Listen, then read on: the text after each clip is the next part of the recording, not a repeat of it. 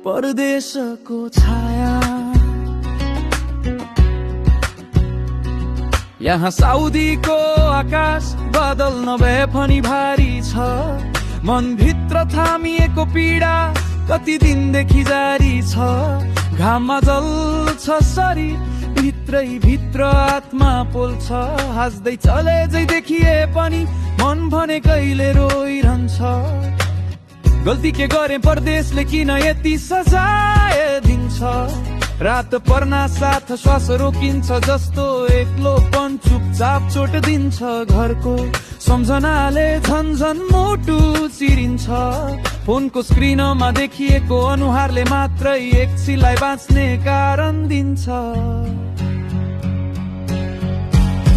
यो परदेशको छाया मलाई दिनहुँ थिचिरहेछ। कसैलाई नदेखिने घाउ मनमा गहिरो बसिरहेछ। हजुर म हाँस्छु तर त्यो हाँसो पनि आधै अधुरो छ। मुटु भरि राखेको सुस्केरा यस्तै पो हुन्छ र परदेशीको भाग्य लेखिएको हो।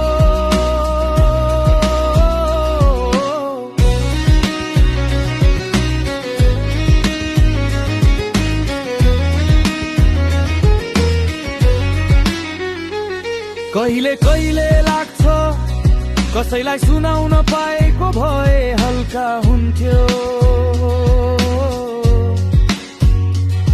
तर कामको आवाजले मेरो सम्झनासँगै धेरै कुरा चुपचाप गुम्थ्यो।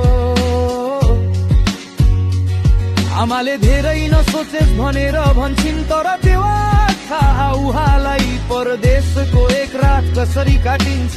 कति तर्पिन्छ मनको उज्यालो भात।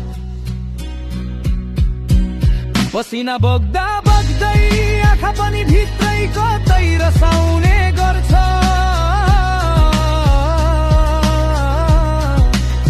आफूलाई सम्हालेर घाम झै बनाउनु पर्छ।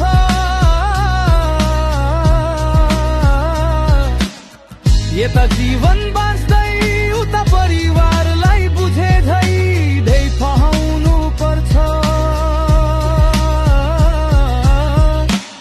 यो परदेशको छाया किनहुँ मेरो छातीमा बगिरहेको नदी हो। यो पीडा तिमीले सुन